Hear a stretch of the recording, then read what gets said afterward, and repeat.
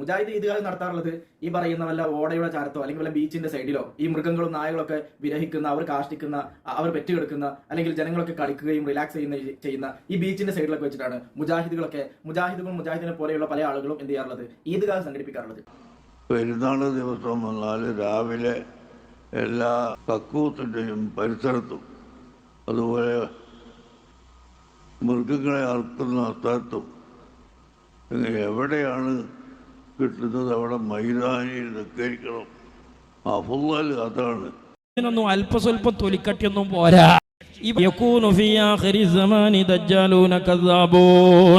ഈ ഉമ്മത്തിലെ കബളിപ്പിക്കലുകാരായ ഒരു വിഭാഗം വരും. നിലവിലുള്ളോലല്ല, നിലവിലുള്ള ഒന്നിലേക്ക് മറ്റൊരു കരിഞ്ചന്ത വരുന്നതിനെ കുറിച്ചാണ് അള്ളാന്റെ റസൂല് പറയുന്നത്. അവരാരാണ്? നല്ല നുണ പറയുന്ന കക്ഷികളാണ്.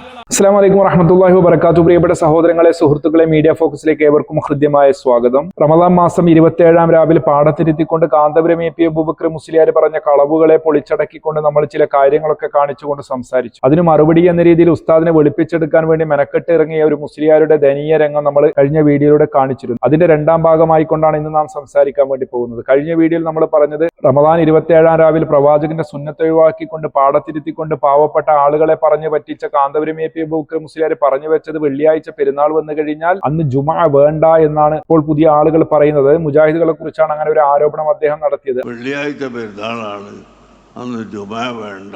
അതുമായി ബന്ധപ്പെട്ടുള്ള സംസാരം നമ്മൾ കഴിഞ്ഞ വീഡിയോയിൽ പറഞ്ഞിരുന്നു. അപ്പോൾ കാന്തപുരത്തെ വെളുപ്പിക്കാൻ വന്ന മുസ്ലിയാർ പറയുന്നു, ഇതിനൊക്കെ മറുപടി നിങ്ങളുടെ KNMന്റെ ഏതോ ഒരു നേതാവ് പറഞ്ഞിട്ടുണ്ട് എന്ന് പറഞ്ഞിട്ടൊരു പണ്ഡിതന്റെ സംസാരം കാണിച്ചു. KNMന്റെ പണ്ഡിതന്മാർക്ക് അങ്ങനെ അഭിപ്രായമുണ്ട്. അതിൽ തന്നെയുള്ള ചില ആളുകൾക്ക് അതിന് വിപരീതമായ അഭിപ്രായമുണ്ട്. മുൻകഴിഞ്ഞ പല ആളുകൾക്കും അങ്ങനെ അഭിപ്രായമുണ്ട്. എന്തിന് നിങ്ങളും ഞങ്ങളും ഒക്കെ പറയുന്നതാണല്ലോ, മദ്ഹബിന്റെ ഇമാമിങ്ങൾക്കിടയിൽ പോലും ഈ വിഷയത്തിൽ അഭിപ്രായ വ്യത്യാസമുണ്ട് എന്ന്. നിങ്ങൾ ഇവിടെ ഫൈസൽ മൗലവി ഒരു ക്ലാസ്സിൽ പറഞ്ഞ വിഷയം വിവാദമാക്കിക്കൊണ്ട് പല ആരോപണങ്ങളും നടത്തി. പത്രങ്ങളിലടക്കം വാദമാണ് ഫൈസൽ മൗലവി പറഞ്ഞത് എന്ന് പറഞ്ഞുകൊണ്ട് പല രീതിയിലും ഫൈസൽ മൗലവിയെ കുത്തിവലിക്കാൻ വേണ്ടി ശ്രമിച്ചു. അത് പിന്നീട് നിങ്ങളുടെ മുസ്ലിയാക്കന്മാരുടെ തന്നെ സെൽഫ് ഗോൾ അടിക്കുന്നത് പോലെ പലതും പറഞ്ഞ് കുളമാക്കി അങ്ങ് കയ്യിൽ തരികയും ചെയ്തു. പിന്നെയാണ് കാന്തപുരം എ പി അബൂബക്കർ മുസ്ലിയാർ അദ്ദേഹത്തിന്റെ പതിവ് ശൈലിയിൽ കള്ളത്തരവും പറഞ്ഞ് രംഗത്ത് വന്നത്. അതുമായി ബന്ധപ്പെട്ടാണ് ഈ ഉള്ളവൻ സംസാരിക്കുകയും ചെയ്തിട്ടുണ്ടായിരുന്നത്. ഇവിടെ കാന്തപുരം എ പി അബൂബക്കർ മുസ്ലിയാർ പറഞ്ഞ ഒരു കളവാണ് വെള്ളിയാഴ്ച പെരുന്നാൾ വന്നു കഴിഞ്ഞാൽ അന്ന് ജുമാ വേണ്ട എന്ന് മുജാഹിദുകൾ പറയുന്നുണ്ട് എന്നുള്ളത്. അതുമായി ബന്ധപ്പെട്ടുള്ള സംസാരമാണ് കഴിഞ്ഞ വീഡിയോയിൽ പറഞ്ഞത്.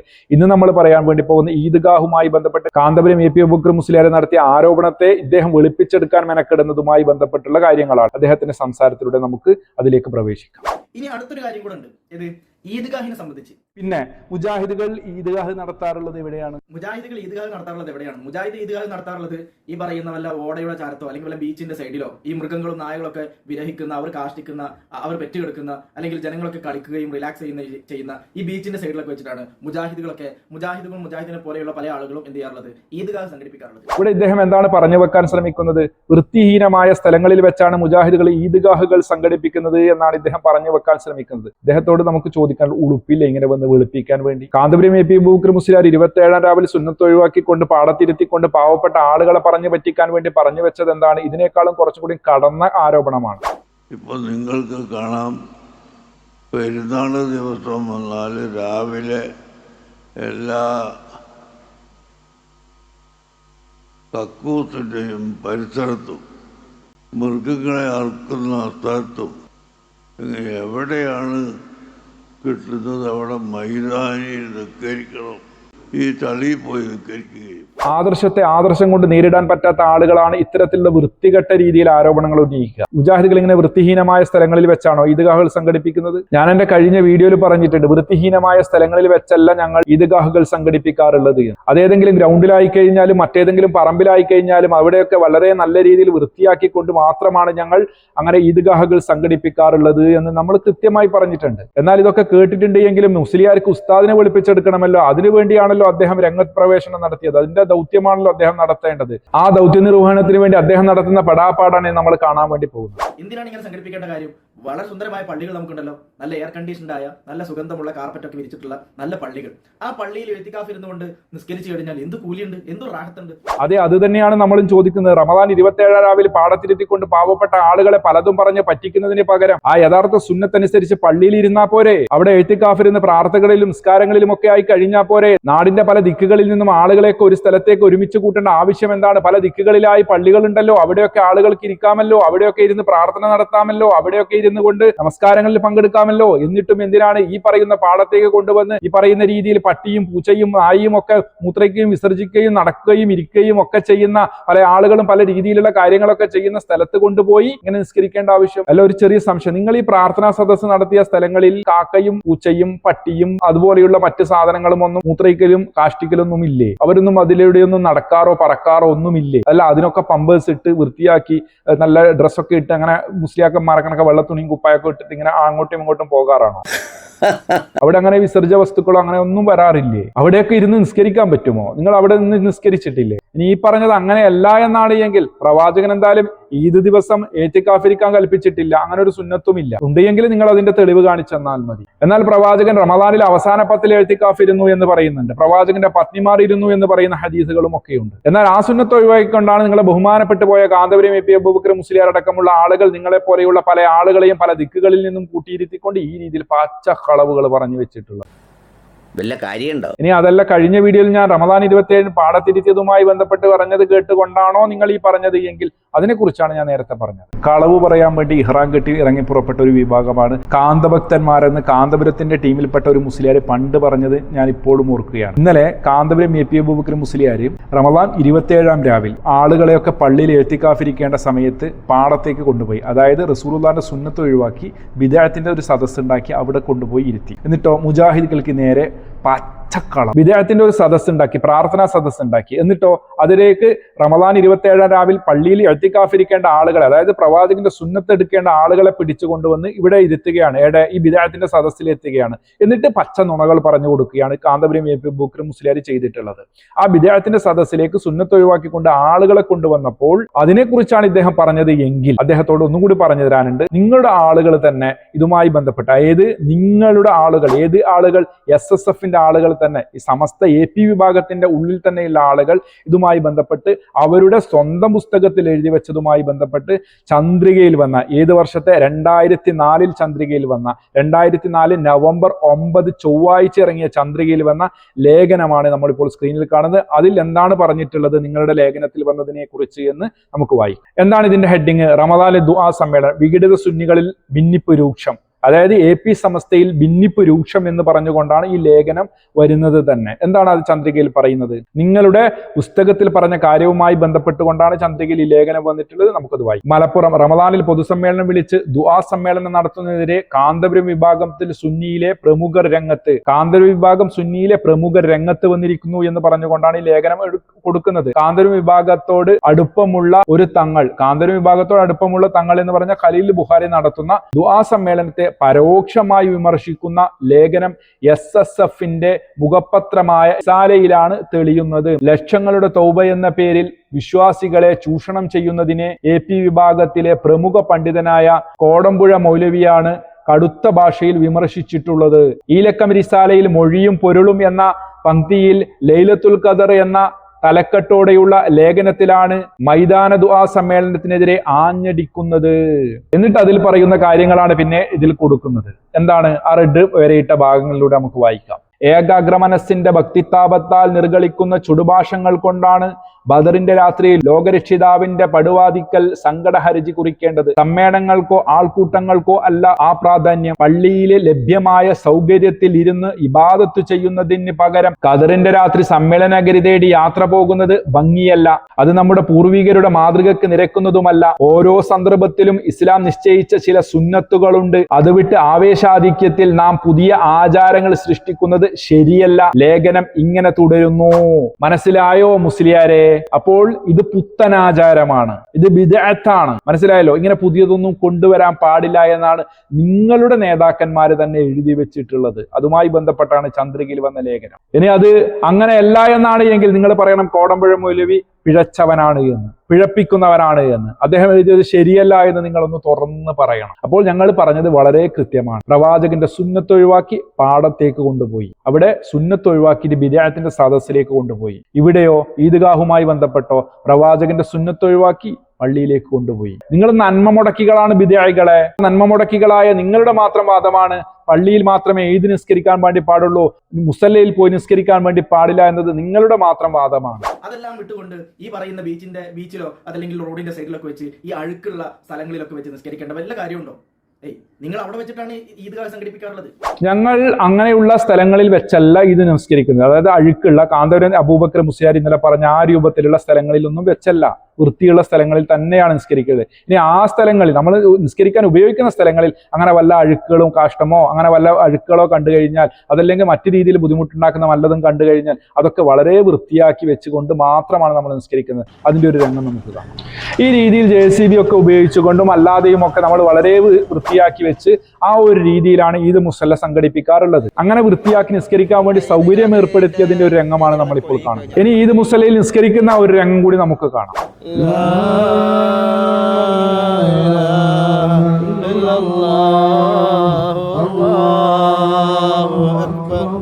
പക്ഷെ ഇതൊക്കെ മുസ്ലിയാക്കന്മാർക്ക് നന്നായിട്ട് അറിയാം. പക്ഷെ ഇവിടെ ഉസ്താദിനെ വെളുപ്പിക്കണമല്ലോ, അതിനുവേണ്ടിയാണ് അദ്ദേഹം ഈ ത്യാഗോജ്ജലമായ പ്രവർത്തനങ്ങളൊക്കെ നടത്തുന്നത്.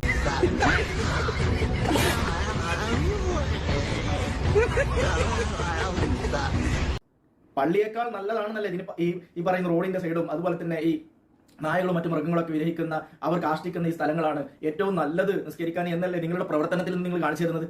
അല്ല. നമ്മൾ ഈ നായി മൂത്രയിക്കുന്നതും പട്ടി മൂത്രയിക്കുന്നതും ഉസ്താദ് മൂത്രയിക്കുന്നതും മുസ്ലിയാക്കന്മാർ മൂത്രയിക്കുന്നതും സ്ഥലത്തൊന്നും അല്ല നിസ്കരിക്കുന്നത്. അത് കാന്തപുരം പറഞ്ഞല്ലോ, കക്കൂസിന്റെ സൈഡിൽ നിന്ന് അങ്ങനെയുള്ള സ്ഥലങ്ങളിലൊന്നല്ല നിസ്കരിക്കാറുള്ളത്. നമ്മൾ നല്ല വൃത്തിയുള്ള സ്ഥലങ്ങളിൽ തന്നെയാണ്. ഇനി അങ്ങനെ വല്ല കാഷ്ടവോ അങ്ങനെ വല്ല വൃത്തികേടുകളോ അല്ലെങ്കിൽ മറ്റെന്തെങ്കിലും ബുദ്ധിമുട്ടുകളോ ഉണ്ടെങ്കിൽ അതൊക്കെ നല്ല രീതിയിൽ വൃത്തിയാക്കുക. നേരത്തെ നമ്മൾ കണ്ടല്ലോ, ആ രീതിയിൽ നല്ല രീതിയിൽ വൃത്തിയാക്കി അങ്ങനെയുള്ള സ്ഥലങ്ങളിൽ തന്നെയാണ് നിസ്കരിക്കുന്നത്. അതിന് കാരണമുണ്ട്, അത് ഞാൻ ശേഷം പറഞ്ഞു. പുതിയ ചിന്താഗതികളുമായി വരുന്നവരുടെ കൂടെ നാം പെട്ടുപോകരുത്. ഇപ്പോൾ നിങ്ങൾക്ക് കാണാം, പെരുന്നാൾ ദിവസം വന്നാൽ രാവിലെ എല്ലാ കക്കൂത്തിൻ്റെയും പരിസരത്തും അതുപോലെ മൃഗങ്ങളെ അറുക്കുന്ന സ്ഥലത്തും എവിടെയാണ് കിട്ടുന്നത് അവിടെ മൈതാനിയിൽ നിസ്കരിക്കണം. അഫ്ളൽ അതാണ്, പള്ളിയിൽ കയറാൻ പാടില്ല. കേട്ടില്ല സഹോദരൻ, എത്ര വൃത്തികെട്ട രൂപത്തിലാണ് കാന്തപുരം അബൂബക്കർ മുസ്ലിയാർ സുന്നത്ത് ഒഴിവാക്കിക്കൊണ്ട് പാടത്തിരുത്തിക്കൊണ്ട് പാവപ്പെട്ട ആളുകളെ പറഞ്ഞ് പറ്റിച്ചത്. പള്ളിയൊക്കെ ഉണ്ടായി, ആ പള്ളിയൊക്കെ പൂട്ടിയിട്ടിട്ട് നേരെ വല്ല ബീച്ചിന്റെ സൈഡിലോ അതല്ലെങ്കിൽ വല്ല റോഡിന്റെ സൈഡിലോ ഒക്കെ പോയിട്ട് ബസ് സ്റ്റാൻഡിലൊക്കെ പോയിട്ട് നിസ്കരിക്കേണ്ട ഒരു ഗതികേട്. ഇതൊരു പുത്തൻവാദമാണ്, പുത്തനാശയമാണ്. ഇതിലേക്കൊന്നും പോകേണ്ട ഒരു കാര്യമില്ല. കാരണം ഇത് പുത്തൻവാദമാണ്. നേരത്തെ നമ്മൾ മറ്റേ മുസ്ലിയാർ എഴുതി വെച്ച പുസ്തകത്തിൽ നിന്ന് വായിച്ചത് എന്താണ്? ചന്ദ്രികയിൽ വന്ന ലേഖനമുണ്ടല്ലോ, അതിൽ പറഞ്ഞു വെച്ചത് എന്താണ്? അത് പുത്തൻവാദമാണ്. ഏത്? ഇവരുടെ പാടത്തിരിക്കുന്നത്. ഇപ്പോൾ മുസ്ലിയാർ പറയുന്നതാണ് പ്രവാചകന്റെ സുന്നത്തനുസരിച്ച് ഇത് മുസ്ലിയിലേക്ക് പോകുന്നത്, അത് പുത്തൻവാദമാണ്. ലൈലത്തുൽ ഖദറിനെ പ്രതീക്ഷിച്ച് പള്ളിയിലിരിക്കേണ്ടവരെ പിടിച്ച് പാടത്തിരുത്തിയതോ അത് ഇവരുടെ മുസ്ലിയാർ പറയുന്ന പുത്തൻവാദമാണ്. ആ മുസ്ലിയാരെ കുറിച്ച് ഈ മുസ്ലിയാർ എന്താണ് പറയുക എന്നൊക്കെ നമുക്ക് ഇദ്ദേഹത്തിന്റെ അടുത്ത വീഡിയോയിൽ നമുക്ക് കാണാം. ഇത് പള്ളിയിൽ സ്ഥലമില്ലാഞ്ഞിട്ടാണോ? അങ്ങനെയാണെങ്കിൽ ഓക്കെ, കുഴപ്പമില്ല.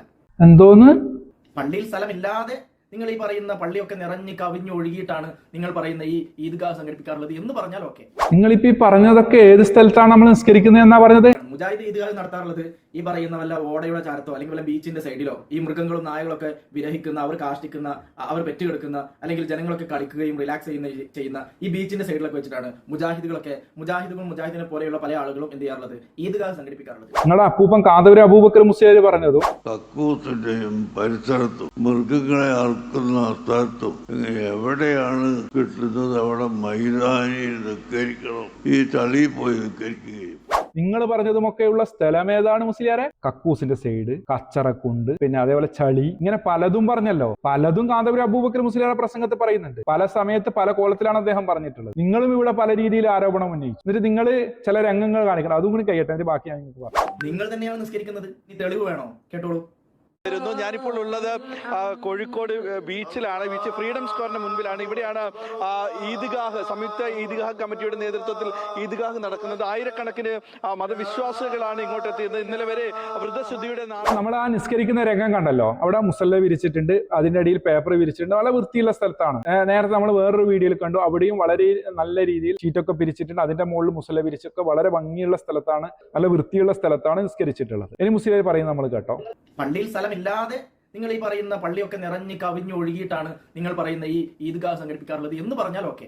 അപ്പോ പള്ളിയിൽ സ്ഥലമില്ലെങ്കിൽ കാന്തപുരം അബൂബക്കർ മുസ്ലിയാർ പറഞ്ഞ കക്കൂസ് പോലെയുള്ള, അതുപോലെ തന്നെ വിസർജ്ജ വസ്തുക്കളുള്ള, അതുപോലെ തന്നെ കാടും അതുപോലെ തന്നെ കുണ്ടും ഒക്കെയുള്ള സ്ഥലങ്ങളിൽ, ചളിയൊക്കെയുള്ള സ്ഥലങ്ങളിൽ, വൃത്തിഹീനമായ സ്ഥലങ്ങളിൽ, അതുപോലെ ഈ ചങ്ങാതി പറഞ്ഞ ഈ കാണിച്ച രൂപത്തിലുള്ള സ്ഥലങ്ങളിലൊക്കെ പോയി നിസ്കരിക്കാമെന്നാണോ പടി ജാഹിലെ നീ പറയുന്നത്? ആണോ ജാഹിലെ? നിങ്ങൾ നമ്മളെ എതിർക്കാൻ വേണ്ടി പറഞ്ഞതൊക്കെ ഇതാണ്. ഇനി പള്ളിയിൽ സ്ഥലമില്ലെങ്കിലോ അത് ഓക്കെ ആണ് എന്നാ പറയുന്നത്. ഇത് പള്ളിയിൽ സ്ഥലമില്ല എന്നിട്ടാണോ? അങ്ങനെ എനിക്ക് ഓക്കെ, കുഴപ്പമില്ല. ഇപ്പൊ എങ്ങനെ ഇരിക്കണ്? അറിവി കെട്ടൊരു ബിദഈ കൂട്ടം തട്ടിയിട്ടും മുട്ടിയിട്ടും തെളിവുണ്ടാക്കിയിട്ടെന്തിന് വന്നേ?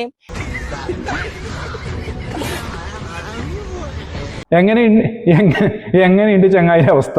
ഉസ്താദിനെ വെളുപ്പിച്ചെടുക്കാൻ, ജനങ്ങളെ കബളിപ്പിക്കാൻ രംഗപ്രവേശനം നടത്തിയ മുസ്ലിയാർ ഇവിടെ പറഞ്ഞു വെച്ചത് എന്താണ്? ഇതിന്റെ ഒക്കെ ഒരു അവസ്ഥ നോക്കണം. ഇദ്ദേഹം പറയുകയാണ്, എന്താണ് പറയുന്നത്? ഇതാണ് ഇവിടെ പറയുന്നത്. നിങ്ങൾ ചെയ്യുന്ന അക്രമം നിങ്ങൾ മനസ്സിലാക്കണം. നിങ്ങൾ പരിശുദ്ധ ഇസ്ലാമിനെ തെറ്റായ രീതിയിൽ മനസ്സിലാക്കിയിട്ടാണ് പ്രവർത്തിക്കുന്നത് എന്നുള്ളത് നമ്മൾ ചെയ്യുന്ന അക്രമമാണ് എന്നാണ് പറയുന്നത്. എന്നിട്ടോ ഇത് നമ്മൾ തെറ്റായ രീതിയിൽ മനസ്സിലാക്കി അങ്ങനെ തെറ്റായ രീതിയിൽ പ്രവർത്തിക്കുകയാണ് എന്നൊക്കെയാണ് അദ്ദേഹം പറഞ്ഞു വെക്കാൻ ശ്രമിക്കുന്നത്. ഞങ്ങളെ മുഴുവനും കൊണ്ടുപോയത് കൊടുക്കുക ബീച്ചിന്റെ സൈഡിൽ. ഏതാ ബീച്ചിന്റെ സൈഡ്? ആ ബീച്ചിന്റെ സൈഡിന്റെ സാധാരണയിലുള്ള ഒരു അവസ്ഥ നിങ്ങളൊന്ന് കണ്ടുനോക്കൂ.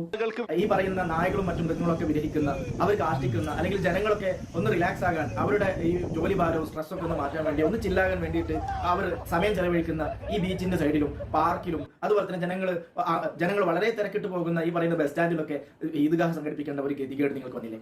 നമ്മള് തെറ്റായ രീതിയിൽ മനസ്സിലാക്കി വലിയ അക്രമമാണ് അവിടെ ചെയ്യുന്നത് എന്നൊക്കെയാണ് മുസ്ലിയാർ പറഞ്ഞു വെക്കുന്നത്. ഇനി ഈ മുസ്ലിയാർ ഈ പറഞ്ഞ രീതിയിലാണ് എങ്കിൽ, ഇപ്പോൾ ബീച്ചൊക്കെ കാണിച്ചല്ലോ, കോഴിക്കോട് ബീച്ചാണല്ലോ കാണിച്ചത്. അവിടെ ഇങ്ങനെ പട്ടിയൊക്കെ പോകുന്നതും അതുപോലെ തന്നെ ആളുകൾ ഫുട്ബോൾ കളിക്കുന്നതും അങ്ങനെ പല രംഗങ്ങളും അദ്ദേഹം കാണിച്ചുകൊണ്ട് കുറെ ഡയലോഗ് അടിച്ചല്ലോ. ഇനി ആ സ്ഥലത്ത് വെച്ച് ഒരു സമ്മേളനം നടത്താറില്ലേ മുസ്ലിയാരെ? നിങ്ങളുടെ സമസ്തക്കാർ AP ആകട്ടെ, EK ആകട്ടെ, ആനയാകട്ടെ, ചേനയാകട്ടെ, പന്നിപ്പോറ് പോലെ 1,900 ഗ്രൂപ്പുകളിലെ എല്ലാ ടീമും സമ്മേളനം അത്തരം സ്ഥലങ്ങളിൽ വെച്ച് നടത്താറില്ലേ? അവിടെ വെച്ച് നിങ്ങൾ നിസ്കരിക്കാറില്ലേ ഭായി?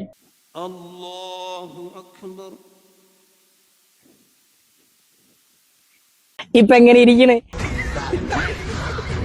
ഇതെങ്ങനെയുള്ള സ്ഥലമാണ്? നേരത്തെ കാണിച്ച അതേ സ്ഥലത്തല്ലേ ഇവിടെ നിസ്കരിക്കാൻ വേണ്ടി പറ്റുമോ? അതല്ല, പള്ളി ഫുള്ളായി കഴിഞ്ഞാൽ പിന്നെ അപ്പിയിട്ട സ്ഥലമായാലും തുപ്പിയിട്ട സ്ഥലമായാലും മൂത്രയിച്ച സ്ഥലമായാലും കളിക്കുന്ന സ്ഥലമായാലും കുളിക്കുന്ന സ്ഥലമായാലും ഒരു പ്രശ്നവുമില്ല എന്നാണോ? ഇത് പള്ളിയിൽ സ്ഥലമില്ല എന്നിട്ടാണോ? അങ്ങനെ എനിക്ക് ഓക്കെ, കുഴപ്പമില്ല. ആണോ? വല്ല കാര്യമുണ്ടോ? എന്തിനാണ് മുസ്ലിയാർ ഈ രീതിയിൽ വന്ന് വെളുപ്പിക്കാൻ വേണ്ടി ശ്രമിച്ച് വഷളാകാൻ നിന്നത്? പള്ളികൾ പൂട്ടിയിട്ടിട്ടാണ് ഈ പോകുന്നത്. പള്ളിയിൽ ഇഷ്ടം പോലെ സ്ഥലമുണ്ട്. ആ സ്ഥലമുള്ള പള്ളിയൊക്കെ ഒഴിവാക്കിയിട്ട് നേരെ ഈ പോകുന്നത് അത് ബിദ്അത്താണ്. കാരണം നബി സല്ലല്ലാഹു അലൈഹി വസല്ലം തങ്ങൾ അങ്ങനെ പള്ളിയിൽ സ്ഥലം ഉണ്ടായിട്ടും അങ്ങനെ ബീച്ചിന്റെ സൈഡിലൊന്നും പോയിട്ടും നബി സല്ലല്ലാഹു അലൈഹി വസല്ലം നിസ്കരിച്ചിട്ടില്ല. സഹോദരൻ, ഇവിടെ രണ്ട് കാര്യമാണ് മുസ്ലിയാർ പറഞ്ഞത്. ഒന്ന്, ഇത് ബിദ്അത്താണ് എന്നാണ്. രണ്ടാമത് പറഞ്ഞത്, പ്രവാചകൻ പള്ളിയിൽ നല്ല സ്ഥലമൊക്കെ ഉണ്ട്, ആ സമയത്ത് ആളുകൾ അങ്ങനെ വന്നിട്ടില്ല, അങ്ങനെയുള്ള സമയത്ത് പള്ളിയിൽ വെച്ച് തന്നെയാണ് പ്രവാചകൻ ഈദ് നിസ്കരിച്ചത് എന്നുള്ളത് നിങ്ങളൊന്ന് കാണിച്ചു. ഈദ് മുസ്ലിയിൽ പോയിട്ടില്ല, ആളുകൾക്ക് ഒരുപാട് വന്ന സമയത്താണ് പ്രവാചകൻ ഈദ് മുസ്ലിയിലേക്ക് പോയത് എന്നതാണ് എങ്കിൽ നിങ്ങൾ അതിന്റെ രേഖയൊന്ന് കാണിച്ചു തരാം. ഇനി ഇത് ബിദ്അത്താണ് എന്നല്ലേ പറഞ്ഞത്? അത് ബിദ്അത്താണ്. നമുക്ക് അതിലേക്ക് കടക്കാം. റസൂലുള്ളാഹി സ്വല്ലല്ലാഹു അലൈഹി വസല്ലമ തങ്ങളെ പിന്തുടർന്നുകൊണ്ടല്ലേ ജീവിതത്തിൽ കൊണ്ടുവരേണ്ടത്. അത് മാറ്റം വരുത്തുന്നതിനല്ലേ ബിദ്അത്ത് എന്ന് പറയുന്നത്. ഇസ്ലാമിന്റെ കർമ്മങ്ങൾ അല്ലാഹുവിന്റെ റസൂൽ കൊണ്ടുവന്നത് മാറ്റം വരുത്തുന്നതല്ലേ ബിദ്അത്ത് എന്ന് പറയുന്നത്. ഒന്ന്, ഈദ് മുസല്ലയിലേക്ക് സ്ത്രീകളോട് പോലും റസൂൽ സല്ലല്ലാഹു അലൈഹി വസല്ലം വരാൻ വേണ്ടി കൽപ്പിച്ചിട്ടുണ്ട്. വസ്ത്രം ഫർദ പോലും ഇല്ലാത്ത സ്ത്രീകളോട് മുസല്ലയിലേക്ക് വരാനും നിസ്കാര സമയത്ത് അങ്ങോട്ടും ഇങ്ങോട്ടും ചേഞ്ച് ആക്കാനും ഒക്കെ പറഞ്ഞ രംഗം ഹദീസുകളിൽ കാണാൻ വേണ്ടി സാധിക്കും. ഇവിടെ വസ്ത്രമില്ലാത്ത സ്ത്രീയോട് പോലും ഈദ് മുസല്ലയിലേക്ക് വരാൻ പ്രവാചകൻ പറഞ്ഞതുമായി ബന്ധപ്പെട്ടുള്ള കഴിഞ്ഞ വീഡിയോ നമ്മൾ ചോദിച്ചതാണ്. വസ്ത്രമില്ലാത്ത സ്ത്രീ തന്റെ സഹോദരിക്ക് വസ്ത്രമില്ല, അവൾ വരേണ്ടതുണ്ടോ എന്ന് ചോദിച്ചപ്പോൾ ഇല്ലവർ കൊടുക്കട്ടെ, എന്നിട്ട് അവരും വന്ന് പ്രാർത്ഥനയിൽ പങ്കെടുക്കട്ടെ എന്ന് വരെ പ്രവാചകൻ പറഞ്ഞ ഹദീസ് നമ്മൾ കഴിഞ്ഞ വീഡിയോയിൽ കാണിച്ചതാണ്. മാത്രവുമല്ല, ആർത്തവകാരികളായ, അതാണ് പോയിന്റ്, ആർത്തവകാരികളായ സ്ത്രീകളോട് വരെ പ്രവാചകൻ ഈദ് മുസല്ലയിലേക്ക് വരാൻ വേണ്ടി കൽപ്പിച്ചിട്ടുണ്ട് എന്ന് കൃത്യമായ ഹദീസിലില്ലേ? ആർത്തവകാരികളായ സ്ത്രീകൾക്ക് പള്ളിയിലേക്ക് വരാൻ വേണ്ടി പറ്റുമോ മുസ്ലിയാരെ? അവിടെ വരാൻ പറ്റില്ലല്ലോ, അത് കൃത്യമല്ലേ? അവർക്ക് അവിടെ വരാൻ വേണ്ടി പറ്റില്ല. എന്നാൽ ഈദ് മുസ്ലിയിലേക്ക് വരുന്നതിൽ യാതൊരു പ്രശ്നവുമില്ല. എന്നാൽ അവരെന്താക്കണം? നമസ്കാര സമയത്ത് അവർ മാറി നിൽക്കണമെന്ന് കൃത്യമായി തന്നെ ഹദീസ് ഗ്രന്ഥങ്ങളിലില്ലേ? മാത്രവുമല്ല, ഫതുഹുൽ ബാരിയിൽ പോലും ഈ ഹദീസിനെ വിശദീകരിച്ചുകൊണ്ട് എന്താണ് പറഞ്ഞിട്ടുള്ളത്? ഈ ഹദീസിനെ വിശദീകരിച്ചുകൊണ്ട് ഫതുഹുൽ ബാരിയിൽ എന്താണ് പറഞ്ഞിട്ടുള്ളത് മുസ്ലിയാരെ? ഈ വിഷയത്തിൽ സലഫുകൾക്കിടയിൽ ഇഖ്തിലാഫ് ഉണ്ട് എന്ന് പറഞ്ഞിട്ടുണ്ടല്ലോ. എന്താണ് അവർ തമ്മിലുള്ള ഇഖ്തിലാഫ്? ഹറാമാണ് എന്നാണോ? അല്ലല്ലോ, അവർക്ക് നിർബന്ധമാണ് എന്ന രീതിയിൽ തന്നെ ഇവിടെ അബൂബക്കർ സിദ്ദീഖ് റളിയല്ലാഹു അൻഹും അലി റളിയല്ലാഹു അൻഹും ഇബ്നു ഉമർ റളിയല്ലാഹു അൻഹും ഒക്കെ നിർബന്ധമാണെന്ന അഭിപ്രായക്കാരാണ് എന്ന് വരെ ഫതുഹുൽ ബാരിയിൽ ഉള്ളതല്ലേ? ഇനി അതേ ഫതുഹുൽ ബാരിയിൽ തന്നെ പറഞ്ഞിട്ടുണ്ട്, ആളുകളുടെ ആധിക്യം മൂലമുള്ള ഖൈർ ലഭിക്കാൻ വേണ്ടി ആർത്തവകാരികളും കുട്ടികളും ഈദ് മുസല്ലയിലേക്ക് വരൽ സുന്നത്താക്കപ്പെട്ടത് എന്ന് തന്നെ പറഞ്ഞു വെച്ചിട്ടില്ലേ? മാത്രവുമല്ല, നിങ്ങൾ ഷാഫി മദ്ഹബുകാരാണല്ലോ. ഇമാം ഷാഫി അദ്ദേഹത്തിന്റെ അല്ലൂമിൽ എന്താണ് പറഞ്ഞിട്ടുള്ളത്? പ്രവാചകൻ മദീനയിലായിരിക്കെ ഈദ് മുസ്ലിയിലേക്ക് പുറപ്പെടാറുണ്ടായിരുന്നു എന്ന് എനിക്ക് വിവരം ലഭിച്ചിട്ടുണ്ട്. മാത്രവുമല്ല പ്രവാചകന്റെ കാലഘട്ടത്തിന് ശേഷവും സഹാബാക്കളൊക്കെ അങ്ങനെ തന്നെ ആയിരുന്നു ചെയ്തിരുന്നത് എന്ന് കൃത്യമായി പറഞ്ഞിട്ടില്ലേ അൽ ഉമ്മിൽ. മാത്രവുമല്ല ഇബ്നു ഖുദാമ അൽ ഹംബലി എന്താണ് പറഞ്ഞിട്ടുള്ളത്? പെരുന്നാൾ നമസ്കാരം മുസ്ലിയിൽ വെച്ചായിരിക്കലാണ് സുന്നത്ത് എന്നും അത് അലി റളിയല്ലാഹു അൻഹു കൽപ്പിച്ചിട്ടുണ്ട് എന്നും ഔസായിയും മറ്റു പണ്ഡിതന്മാരും അതാണ് ഇഷ്ടപ്പെടുന്നത് എന്നും അതാണ് ഇബ്നു മുൻകദിറിന്റെയും അഭിപ്രായമെന്ന് അൽ മുഗ്നി എന്ന് പറയുന്ന ഗ്രന്ഥത്തിലില്ലേ. അപ്പോൾ വിഷയം വളരെ കൃത്യമാണ്, വ്യക്തമാണ്. പ്രമാണങ്ങൾ അനുസരിച്ച് ഈദ് മുസ്ലിയിലാണ് സുന്നത്ത് എന്നുള്ളത് കൃത്യമാണ്. അത് ബിദ്അത്തല്ല മുസ്ലിയാരെ. പിന്നെ മുസ്ലിയാരുടെ ആകെയുള്ള ഒരു ബേജാർ എന്താണെന്ന് വെച്ചാൽ ഞാൻ കാന്തപുരത്തെ ബോഡി ഷെയ്മിങ് നടത്തി എന്നുള്ളതാണ്. എന്തിനാണ് കാന്തപുരം അബൂബക്കർ മുസ്ലിയാരെ ഇങ്ങനെ കളവ് പറയുന്നത്? മരിക്കാനായില്ലേ, പ്രായം കുറെ ആയില്ലേ, സംസാരിക്കാനും പോലും പറ്റുന്നില്ലല്ലോ. ഒക്കെ നല്ല ആരോഗ്യത്തോടെ നല്ല ഉഷാറോടെ സംസാരിച്ച ആളാണ്. ഇപ്പൊ എനിക്ക് അങ്ങനെയൊന്നും പറ്റുന്നില്ല എന്നൊക്കെ, പ്രായമായതുകൊണ്ട് പറ്റുന്നില്ല എന്നൊക്കെ നിങ്ങൾ തന്നെ പറയുന്നതല്ലേ. എന്നിട്ടും നിങ്ങൾ എന്തിനാണ് ഇങ്ങനെ കൗമിനെ പറ്റിക്കാൻ വേണ്ടി കള്ളത്തരം പറയുന്നു? ഒരു വ്യക്തിയോട് സംസാരിക്കുമ്പോൾ ഒരു വ്യക്തി അദ്ദേഹം ആദർശപരമായിട്ട് സംസാരിക്കുമ്പോൾ അതിന് ആദർശപരമായിട്ട് നേരിടണം. അതല്ലാതെ വ്യക്തിഹത്യ നടത്തല്ലേ വേണ്ടത്, അയാളെ ബോഡി ഷേമിങ് നടത്തല്ലേ ചെയ്യേണ്ടത്. ഇപ്പോൾ ഞാൻ അദ്ദേഹത്തിന്റെ ബോഡി ഷേമിങ് നടത്തിയതൊന്നുമല്ല. കാന്തപുരം എ പി അബൂബക്കർ മുസ്ലിയാർ ഇതേ പരിപാടിയിൽ ഈ റമദാൻ മാസത്തിൽ 27 രാവിൽ പാടത്തിരുത്തിക്കൊണ്ട് പാവപ്പെട്ട ആളുകളെ പറഞ്ഞ് പറ്റിക്കുന്ന അതേ പരിപാടിയിൽ അദ്ദേഹത്തിന്റെ അവസ്ഥയെക്കുറിച്ച് അദ്ദേഹം പറഞ്ഞു വെച്ച കാര്യമാണ് ഞാൻ അവിടെ എടുത്തു പറഞ്ഞത്. അദ്ദേഹത്തിന്റെ ആ സംസാരം ഞാൻ കഴിഞ്ഞ വീഡിയോയിൽ കാണിച്ചിട്ടുണ്ട്. അത് മുസ്ലിയാർ ഈ വീഡിയോയിൽ കാണിക്കുന്നില്ല. നിങ്ങൾക്ക് വേണമെങ്കിൽ അതും കൂടി ഒന്ന് നിങ്ങൾ കണ്ടുകൊള്ളൂ. ഇപ്പോൾ കൈകൊന്നാൽ മാത്രമേ ഇത് ഉയർത്താൻ കഴിയുകയുള്ളൂ. നിങ്ങൾ നോക്കൂ, ഞാൻ തന്നെ പണ്ട് നിന്നിട്ട് ഇവിടെ പ്രസംഗിക്കുക എത്രയോ സമയം നീട്ടി പ്രസംഗിക്കുമായിരുന്നു. അന്ന് അതൊരു സന്തോഷമാണ്. ഇപ്പോൾ ഒരു ഹർഫ് ഇങ്ങോട്ട് മുഴിയുക അത് തന്നെ വളരെ പ്രയാസമാണ്. അത് ഏത് മനുഷ്യനും പ്രായമെത്തുമ്പോൾ ഉണ്ടാകുന്നതാണ്. കേട്ടില്ല സഹോദരൻ, കാന്തപുരം അബൂബക്കർ മുസ്ലിയാർ പറഞ്ഞ കാര്യമാണ് ഞാൻ അവിടെ എടുത്തു പറഞ്ഞത്. അദ്ദേഹത്തെ വ്യക്തിഹത്യ ചെയ്യാനൊന്നും ഞാൻ ശ്രമിച്ചിട്ടൊന്നുമില്ല, അതെന്റെ പരിപാടിയുമല്ല. ഒരു വ്യക്തിയോട് സംസാരിക്കുമ്പോൾ ഒരു വ്യക്തി അദ്ദേഹം ആദർശപരമായിട്ട് സംസാരിക്കുമ്പോൾ അതിന് ആദർശപരമായിട്ട് നേരിടണം. അതല്ലാതെ വ്യക്തിഹത്യ നടത്തല്ലേ വേണ്ടത്, അയാളെ ബോഡി ഷേമിങ് നടത്തല്ലേ ചെയ്യേണ്ടത്. നിനക്ക് ചത്തത് പെറ്റതായി കേട്ടത് ഞാനിപ്പോ ഉത്തരവാദിയൊന്നുമല്ലല്ലോ. ഞാൻ അവിടെ ആ രീതിയിൽ ഒരു സംസാരവും നടത്തി. ഇനി അത് ഞാൻ ഈ പറഞ്ഞത് ബോഡി ഷേമിങ് ആണെങ്കിൽ താങ്കൾ അടുത്ത വീഡിയോയിൽ അതൊന്ന് പറ. അത് ബോഡി ഷേമിങ് തന്നെയാണെങ്കിൽ ഞാൻ നിനക്ക് എൻ്റെ മുസ്ലിയാക്കന്മാരുടെ പല കോപ്രായങ്ങളും പല പ്രയോഗങ്ങളും പല ആരോപണങ്ങളും ഒക്കെ കൊണ്ടുവന്ന് കാണിച്ചു തരാം. അപ്പോൾ നീ ബോഡി ഷേമിങ് എങ്ങനെയുണ്ട് എന്ന് നമുക്ക് അപ്പോൾ നോക്കാം. ഞാൻ ചോദിക്കട്ടെ, ഈ പറയുന്ന ആൾക്ക് ഇനി പ്രായം ആവൂലേ? അനക്ക് പ്രായമാവും. ഈ പറയുന്ന ആളുടെ മുടിയൊന്നും ഇനി നിരക്കൂലേ? നിരക്കും. ഇപ്പോൾ തന്നെ ചെറുങ്ങനെയൊക്കെ നിരച്ചിട്ടുണ്ട്. ഇതിന് പറയുന്ന പേര് ഇതിന് നമുക്ക് വ്യക്തമായിട്ട് ഒന്നുകൂടെ കൃത്യമായിട്ട് പറഞ്ഞാൽ ഇതിന് അഹങ്കാരം എന്നാണ് പറയാം. ഇതിന് അഹങ്കാരം എന്നാണോ പറയാറുള്ളത്? ഒരു മുസ്ലിയാർ പറഞ്ഞ കാര്യം എടുത്ത് പറഞ്ഞപ്പോൾ അത് അഹങ്കാരമായിട്ടാണോ പറയാറുള്ളത്? എങ്കിൽ കുറെ അഹങ്കാരികളെ ഞാൻ നിങ്ങൾക്ക് കാണിച്ചു തരാം. ഈ അടുത്ത വീഡിയോയിൽ ഒന്ന് പറ.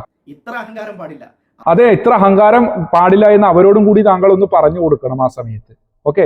അപ്പോൾ മുസ്ലിയാരോട് പറയാനല്ല, ഈ രീതിയിലൊക്കെ ആളായ്മത്രയവുമായി ഉസ്താദിനെ വെളുപ്പിക്കാൻ വേണ്ടി പാവപ്പെട്ട ആളുകളെ തെറ്റിദ്ധരിപ്പിക്കാൻ വേണ്ടി രംഗത്ത് വരുമ്പോൾ മുസ്ലിയാരെ കുറച്ചൊക്കെ ആലോചിച്ചിട്ട് സംസാരിക്കാൻ വേണ്ടി വരിക, കുറച്ചൊക്കെ കാര്യങ്ങൾ മനസ്സിലാക്കി സംസാരിക്കാൻ വേണ്ടി ശ്രമിക്കുക. ആളുകളെ കബളിപ്പിക്കാൻ നല്ല എളുപ്പമാണ്, ഇതൊന്നും ആയുസ് ഉണ്ടാകില്ല മുസ്ലിയാരെ. ഇതൊക്കെ ഇത്രയേ ഉള്ളൂ. മുസ്ലിയാർക്ക് പറ്റുമെങ്കിൽ ഇതിനൊക്കെ ഒന്ന് ഗണ്ണനം പറ ബാക്കി ഞാൻ അപ്പോൾ പറഞ്ഞു തരാം. കാര്യങ്ങൾ മനസ്സിലാക്കാൻ അള്ളാഹു നമുക്ക് എല്ലാവർക്കും തൗഫീക്ക് നൽകുമാറാകട്ടെ. മറ്റൊരു വീഡിയോയുമായി നമുക്ക് വീണ്ടും കാണാം ഇൻഷാ അല്ലാഹ്. അസ്സലാമു അലൈക്കും വറഹ്മത്തുള്ളാഹി വബറകാതുഹു.